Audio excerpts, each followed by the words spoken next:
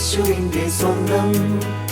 ഓ ജീവൻ തന്നു വീണ്ട സ്നേഹബന്ധം, തന്റെ മാവിൻ ചൂഴലിൽ ആയുരന്തം. ഞാനും ചേർന്നു വാഴും എന്താനന്ദം. എത്ര ഭാഗ്യമേ ഞാൻ യേശുവിന്റെ സ്വന്തം. ഓ ജീവൻ തന്നു വീണ്ട സ്നേഹബന്ധം, തന്റെ മാവിൻ ചൂഴലിൽ ആയുരന്തം. ഞാനും ചേർന്നു വാഴും എന്താനന്ദം.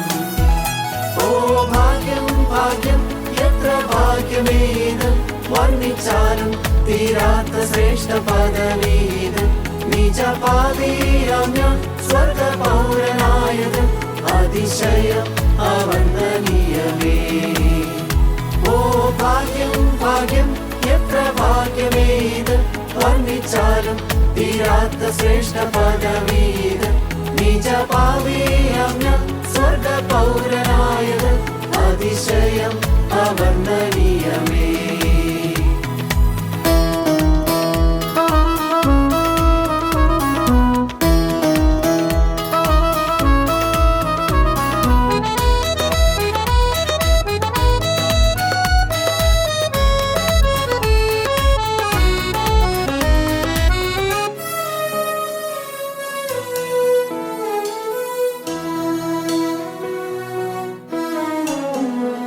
ലോകം നൽകാത്ത സമാധാനം, ഓ ക്രിസ്തുവിങ്കൽ ഞാൻ കണ്ടു ഭാഗ്യം. ഇന്നൻ ഹൃത്തിൽ നിറയും നവഗാനം, യേശു തന്ന നിത്യമാം രക്ഷാദാനം. ഈ ലോകം നൽകാത്ത സമാധാനം, ഓ ക്രിസ്തുവിങ്കൽ ഞാൻ കണ്ടു ഭാഗ്യം. ഇന്നൻ ഹൃത്തിൽ നിറയും നവഗാനം, യേശു തന്ന നിത്യമാം രക്ഷാദാനം. ഓ ഭാഗ്യം ഭാഗ്യം എത്ര ഭാഗ്യമേത്, വർണ്ണിച്ചാലും തീരാത്ത ശ്രേഷ്ഠ പദവീത്. നിജപാപിയാം ഞാൻ സ്വർഗ പൗരനായത്, അതിശയം അവന്ദനീയമേ. ഓ ഭാഗ്യം ഭാഗ്യം എത്ര ഭാഗ്യമേത്, വർണ്ണിച്ചാലും തീരാത്ത ശ്രേഷ്ഠ പദവീത്. നിജപാപിയാം ഞാൻ സ്വർഗ പൗരനായത്, അതിശയം അവന്ദനീയമേ.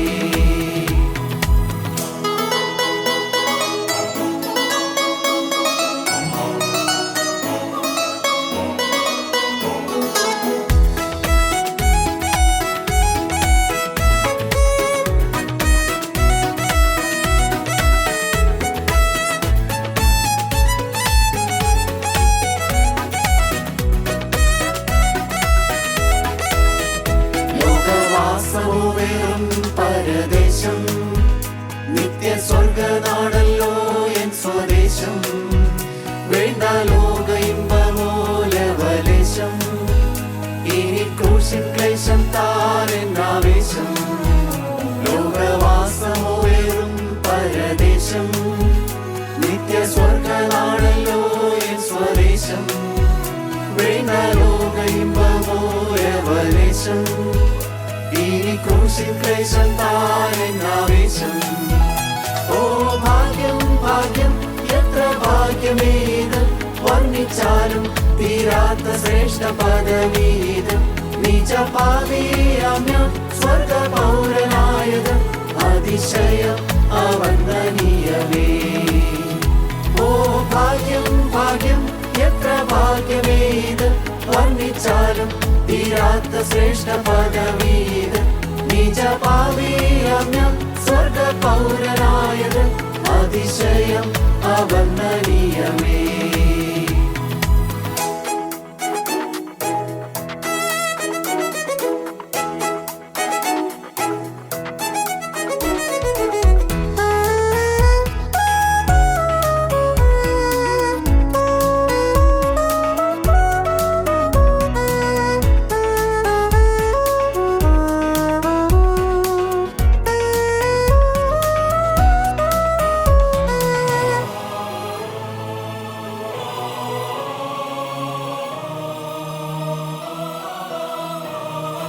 എന്റെ യേശു നിമിത്തം അപമാനം ഭൂവിൽ നേടുന്നതല്ലോ അഭിമാനം.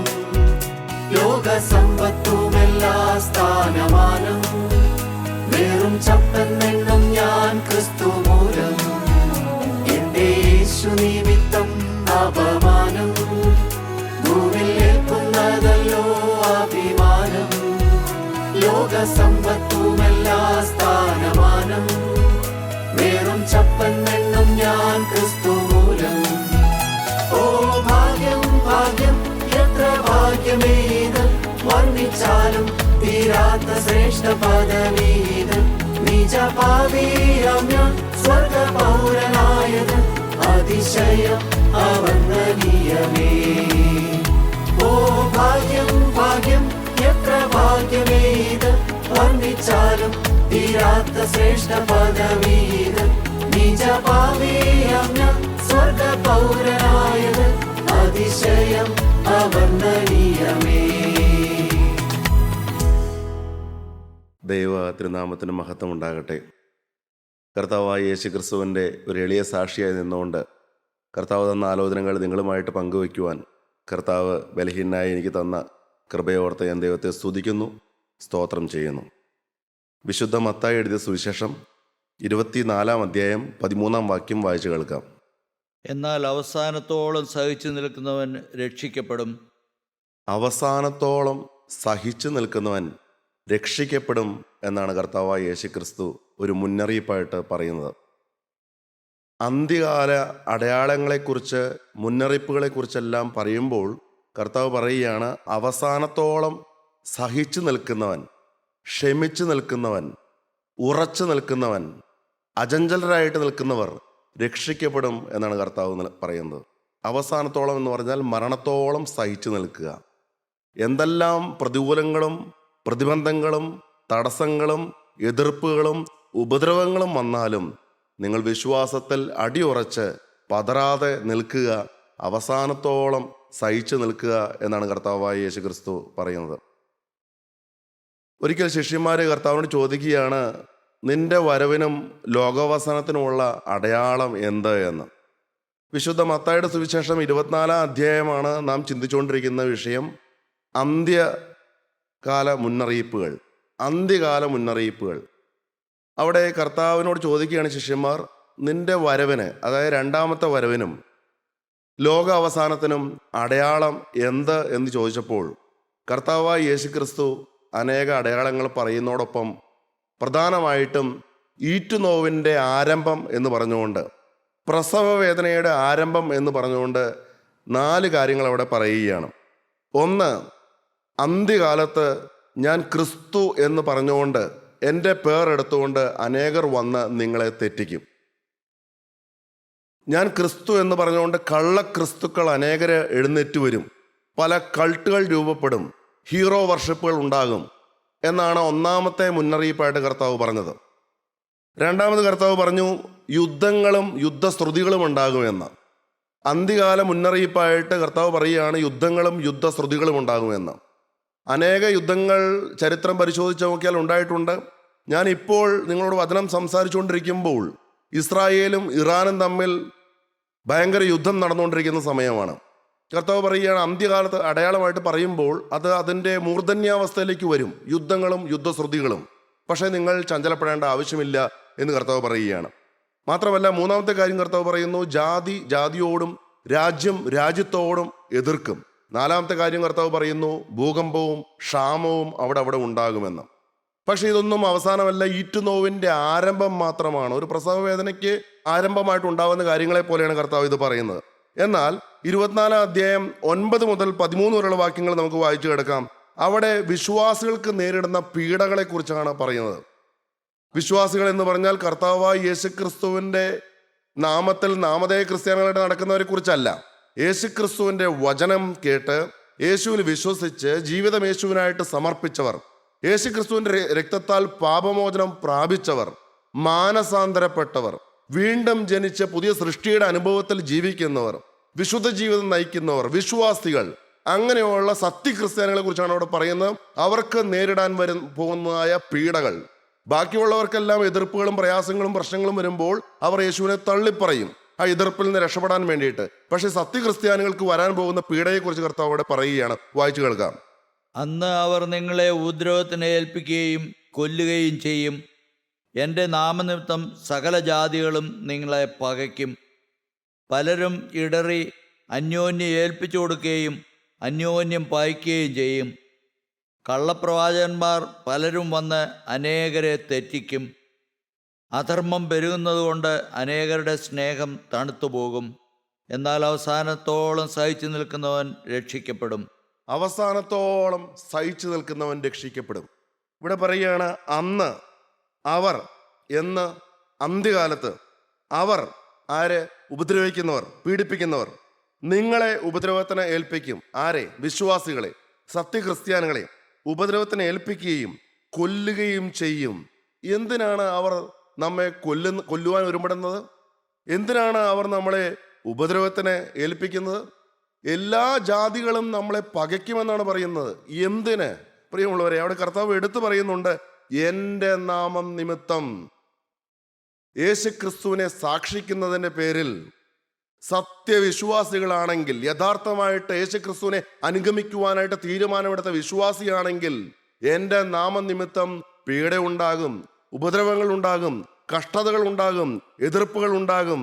ദൈവരാജ്യത്തിൻ്റെ സുവിശേഷം അറിയിക്കുന്നവർക്ക് ഈ വക പീഡകളെല്ലാം ഉണ്ടാകുമെന്ന്. എന്നാൽ നാമധേയ ക്രിസ്ത്യാനികൾക്ക് ഈ വക പ്രശ്നങ്ങളൊന്നും തന്നെ ഇല്ല.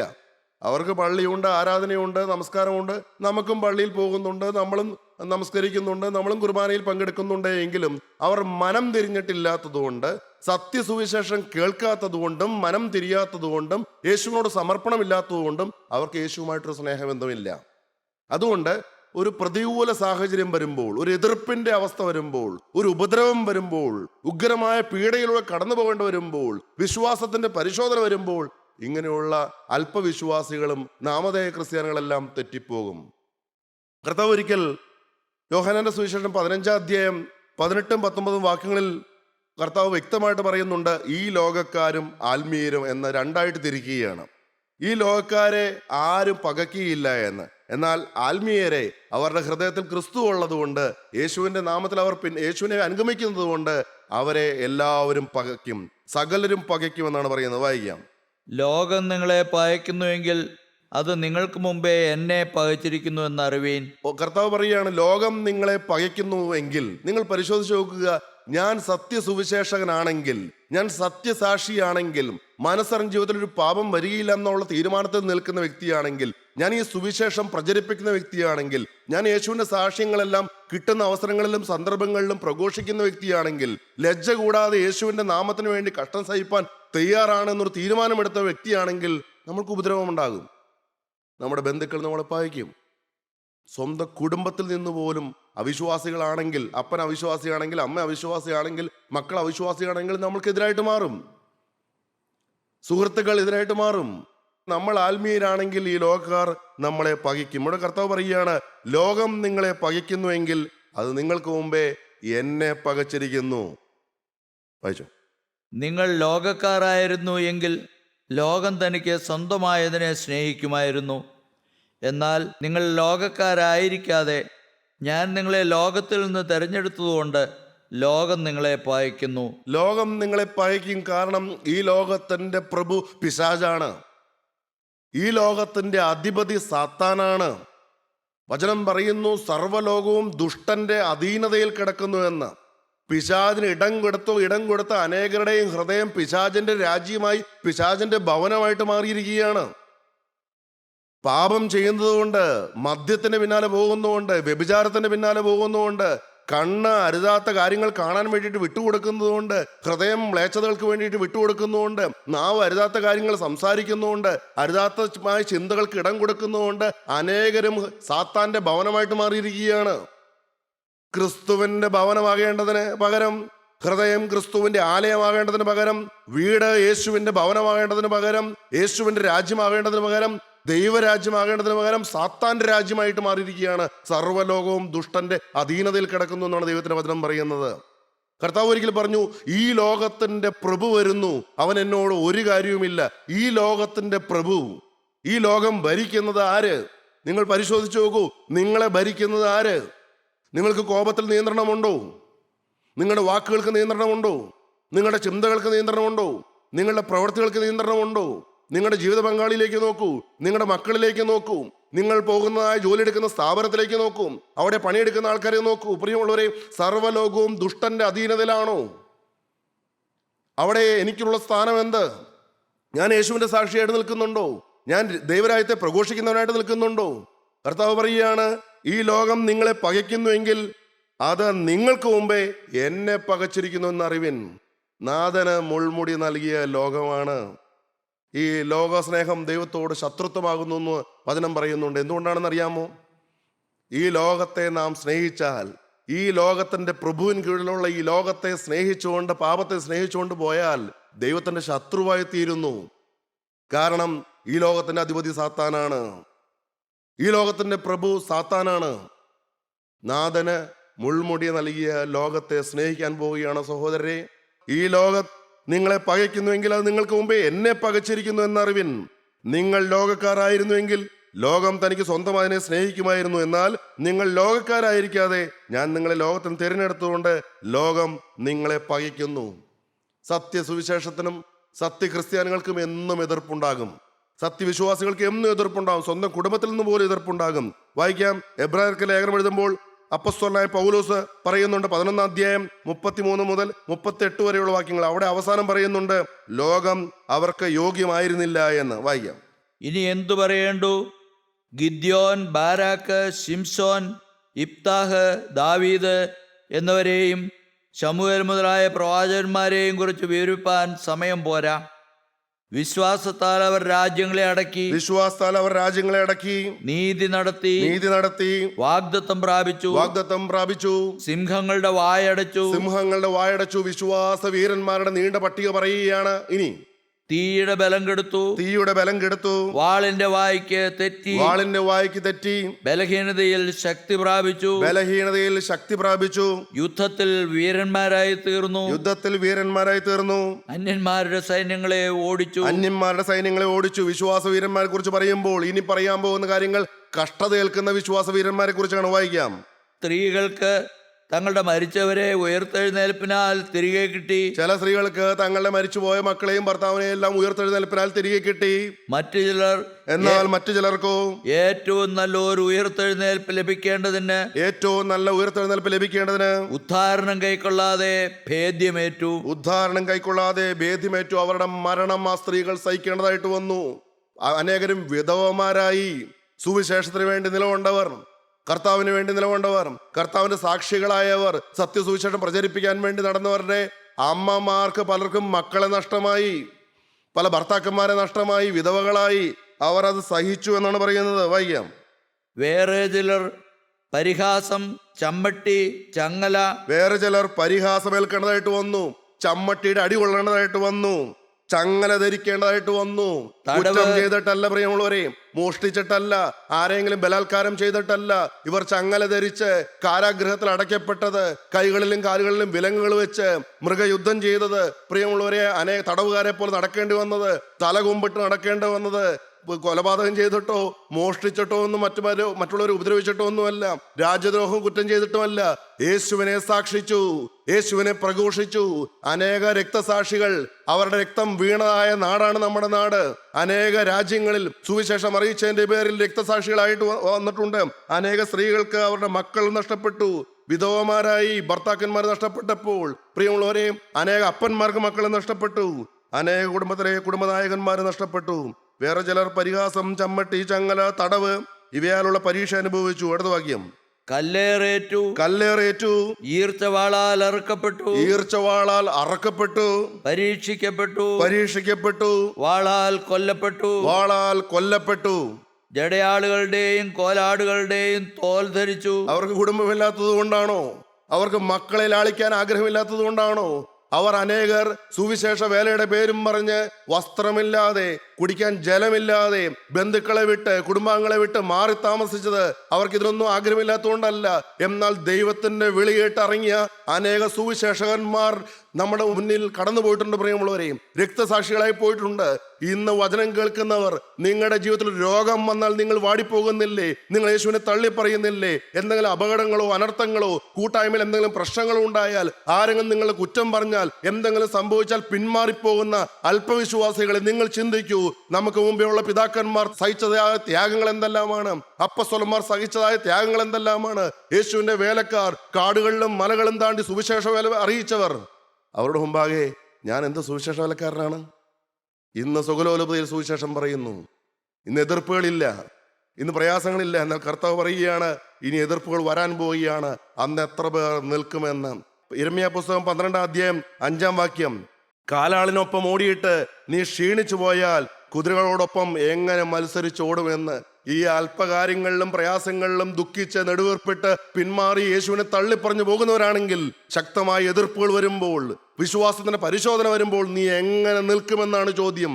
കല്ലേറേറ്റു, ഈർച്ച വാളാൽ അറുക്കപ്പെട്ടു, പരീക്ഷിക്കപ്പെട്ടു, വാളാൽ കൊല്ലപ്പെട്ടു, ജടയാടുകളുടെയും കോലാടുകളുടെയും തോൽ ധരിച്ചു, ബുദ്ധിമുട്ടും ഉപദ്രവവും കഷ്ടവും സഹിച്ചു. ബുദ്ധിമുട്ടും ഉപദ്രവവും കഷ്ടവും സഹിച്ചു. കാടുകളിലും മലകളിലും ഗുഹകളിലും ഭൂമിയുടെ പിളർപ്പുകളിലും ഉഴന്നു വലഞ്ഞു. പ്രിയമുള്ളവരെ, അവരെ കൊല്ലുവാൻ ഓടിച്ചപ്പോൾ അവർ കാടുകളിലും മലകളിലും ഭൂമിയുടെ പിളർപ്പുകളിലും ഉഴന്ന് വലഞ്ഞു എന്നാണ് പറയുന്നത്. വായിച്ചോ? ലോകം അവർക്ക് യോഗ്യമായിരുന്നില്ല. ലോകം അവർക്ക് യോഗ്യമായിരുന്നില്ല. പ്രിയമുള്ളവരെ, ലോകക്കാർ യേശുവിനെ പകച്ചുവെങ്കിൽ നമ്മളെ പകയ്ക്കാതിരിക്കുമോ എന്നാണ് കർത്താവ് ചോദിക്കുന്നത്. ദൈവത്തിന്റെ മഹത്വം. പ്രിയമുള്ളവരെ, ലോകം അവർക്ക് യോഗ്യമായിരുന്നില്ല എന്ന്. പ്രിയമുള്ളവരെ, ലോകക്കാർ എതിർക്കുമെന്ന്, ഇനി ഉഗ്രമായ പീഡ വരാൻ പോവുകയാണ് എന്ന് അന്ത്യനാളുകളുടെ മുന്നറിയിപ്പായിട്ട് കർത്താവായ യേശു ക്രിസ്തു പറയുകയാണ്. വിശുദ്ധ മത്തായി എഴുതിയ സുവിശേഷം 10-ാം അധ്യായം 24 മുതൽ 28 വരെയുള്ള വാക്യങ്ങൾ വായിക്കാം. ശിഷ്യൻ ഗുരുവിനു മീതെയല്ല, ശിഷ്യൻ ഗുരുവിന് മീതെയല്ല, ദാസൻ യജമാനു മീതെയുമല്ല, ദാസൻ യജമാനു മീതെയുമല്ല. ഗുരുവിനെ പോലെയാകുന്നത് ശിഷ്യനു മതി, ഗുരുവിനെ പോലെയാകുന്നത് ശിഷ്യനു മതി. യജമാനെ പോലെയാകുന്നത് ദാസനും മതി, യജമാനെ പോലെയാകുന്നത് ദാസനും മതി. അവർ വീട്ടുടയവനെ ബേൽസബൂബ് എന്ന് വിളിച്ചു എങ്കിൽ വീട്ടുകാരെ എത്രയധികം.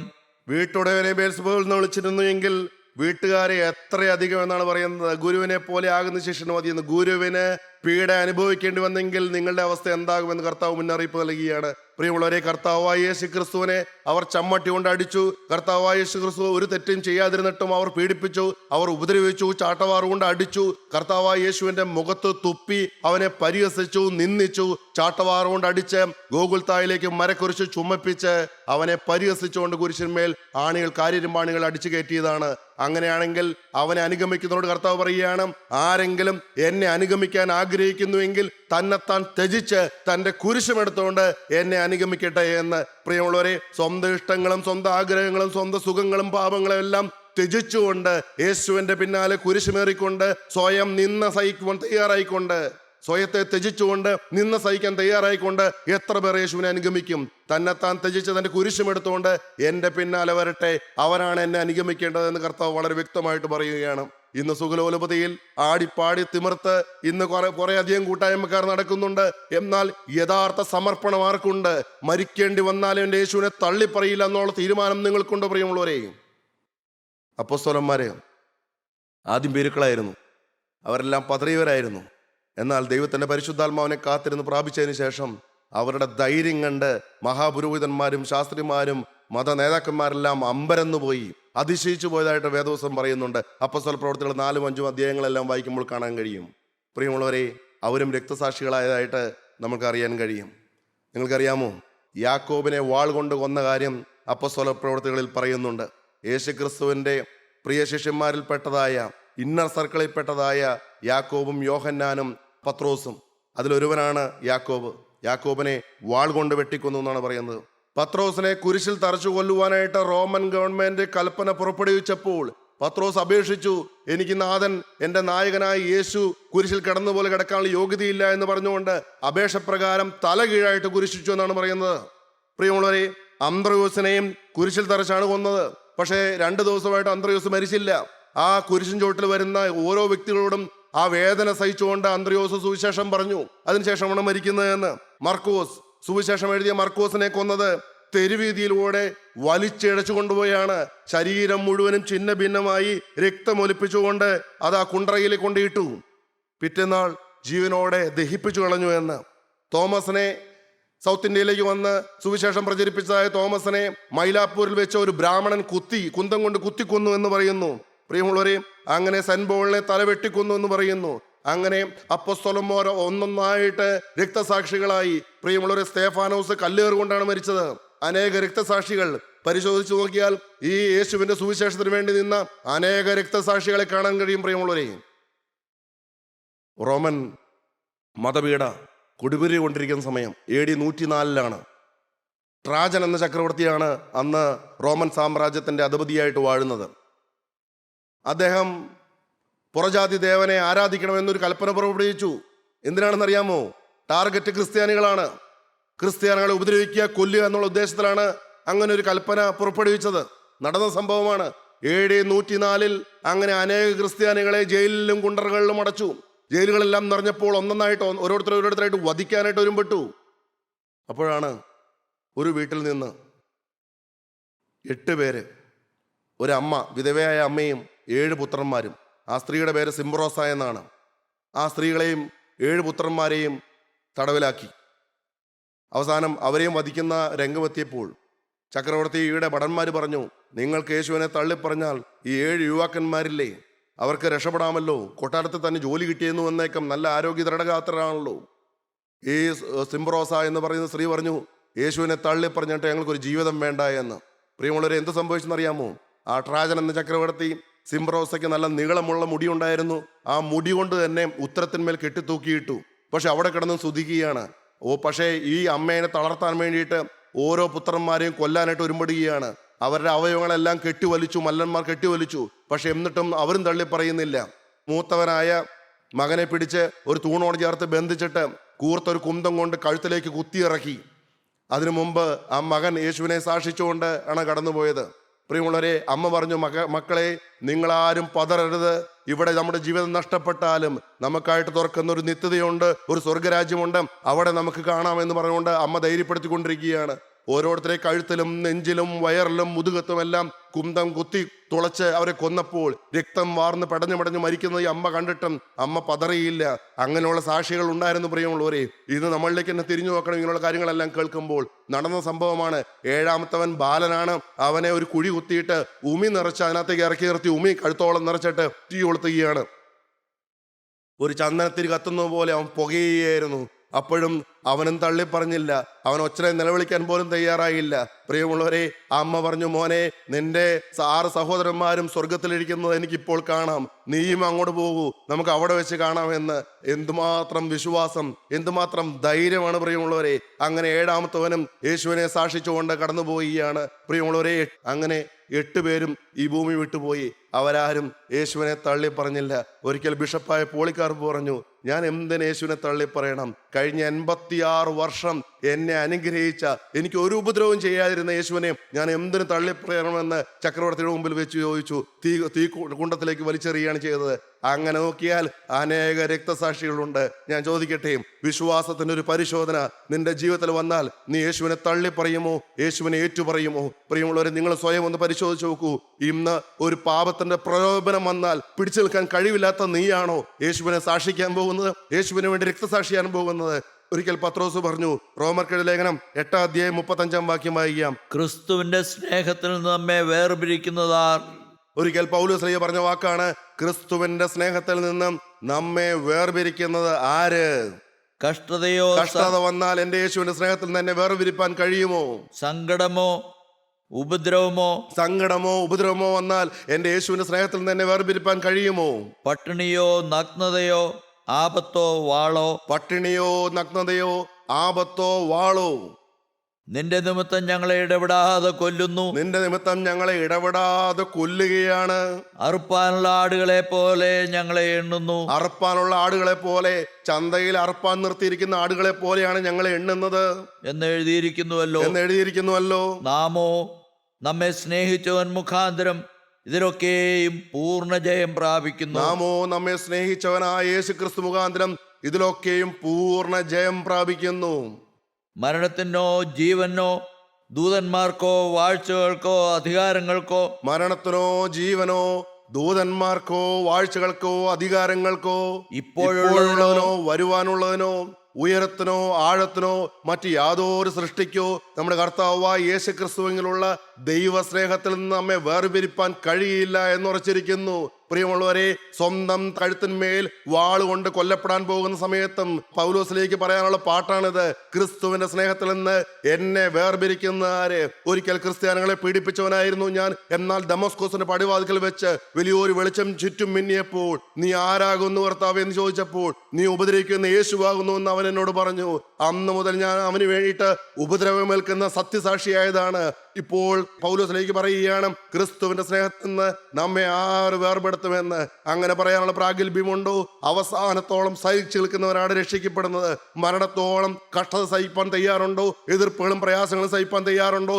എങ്കിൽ നിന്റെ ജീവിതം ഇപ്പോൾ കർത്താവിന് തൃപ്പാദങ്ങളിലേക്ക് കൊടുക്കൂ. കർത്താവേ, നിനക്ക് വേണ്ടി ഞാൻ എൻ്റെ ജീവിതം സമർപ്പിക്കുകയാണ്. എന്നാൽ എൻ്റെ ആത്മീയ ജീവിതത്തിലേക്ക് നോക്കുമ്പോൾ അനേകവിധമായ പാപങ്ങൾ എന്നെ വേട്ടയാടുന്നു ഞാൻ കാണുന്നു. കർത്താവേ, പാപത്തിന്മേൽ ജയമില്ലാതെ എങ്ങനെ ഞാൻ യേശുവിന് വേണ്ടി എൻ്റെ ജീവൻ പണയം വയ്ക്കും? കർത്താവേ, എൻ്റെ സമർപ്പണം നിനക്ക് പ്രസാദകരമാണോ? സ്വയം പരിശോധിക്കൂ പ്രിയമുള്ളവരെ. എന്നിലേക്ക് തന്നെ നോക്കൂ. എവിടെയാണ് തിരുത്തുവാനുള്ളത്? യേശുവിന്റെ രക്തസാക്ഷികളായി അനേകർ ഈ ഭൂമിയിൽ നിന്ന് മാറ്റപ്പെട്ടപ്പോൾ, യേശുവിനെ പാടിപ്പെടുത്തിക്കൊണ്ട് മാറ്റപ്പെട്ടപ്പോൾ, അനുഗ്രഹിക്കപ്പെട്ടവരെ വരുവരെന്നുള്ള വിളി കേൾക്കുവാനായിട്ട് തയ്യാറായിരിക്കുന്നതായ അനേക സാക്ഷികളുടെ സമൂഹമുള്ളപ്പോൾ നിന്റെ അവസ്ഥ എന്താണ് സഹോദര? വിശ്വാസത്തിന്റെ നായകനും പൂർത്തിവരുത്തനുമായ യേശുവിനെ നോക്കിക്കൊണ്ടാണോ നീ യാത്ര ചെയ്യുന്നത്? എങ്കിൽ പറയൂ, കർത്താവേ, ഇന്നു മുതൽ ഞാൻ നിന്റെ വകയായിട്ട് ജീവിച്ചോളാം. മനസ്സറിഞ്ഞ് ജീവിതത്തിൽ ഒരു പാപം വരാതെ, ഈ ലോകത്തിന്റെ അടിമയാകാതെ, ഈ ലോകത്തിന്റെ പ്രഭുവിൻ കീഴിൽ പോകാതെ, രാജാതി രാജാവായ ദൈവരാജ്യത്തിന്റെ സ്ഥാപകനായ യേശുക്രിസ്തുവിനെ ഞാൻ എൻ്റെ രക്ഷകനും നാഥനുമായിട്ട് ഹൃദയത്തിൽ സ്വീകരിച്ചുകൊണ്ട് ഞാൻ നിന്റെ പിന്നാലെ വരുന്നു. നമുക്ക് പ്രാർത്ഥിക്കാം. സ്നേഹവാനായ ദൈവമേ, വാഴ്ത്തപ്പെട്ട കർത്താവേ, ഇന്ന് നിന്റെ മുമ്പാകെ തലവണക്കിരിക്കുന്ന ഈ വചനത്തിന് മുമ്പാകെ ശ്രമിച്ചിരിക്കുന്ന ഓരോ മക്കളെയും നീ അനുഗ്രഹിക്കണമേ. ഈ ഇന്ന് നിന്റെ വചനം കേട്ട് സമർപ്പിക്കുന്നതായ ഓരോ മക്കളുടെയും തീരുമാനത്തിലും നിന്റെ കരം വെക്കണമേ. നിന്റെ രക്തത്താൽ അവരെ കഴുകണമേ. അവരുടെ പാപങ്ങളെല്ലാം മോഹിച്ചു കൊടുക്കണമേ. അവരുടെ സമർപ്പണത്തെ നീ അനുഗ്രഹിക്കണമേ. അവരുടെ കുടുംബത്തെ അനുഗ്രഹിക്കണമേ. വിശ്വാസ സമർപ്പണം എടുക്കാനുള്ള ഭാഗ്യം എല്ലാ മക്കൾക്കും നൽകണമേ. സകലതും ഞങ്ങൾക്കായി ജീവൻ വെച്ച യേശുവിന്റെ നാമത്തിൽ ചോദിക്കുന്നു. കൃപയുടെ ഘട്ടത്തിലും നിർമാറാകണമേ. ആമേൻ.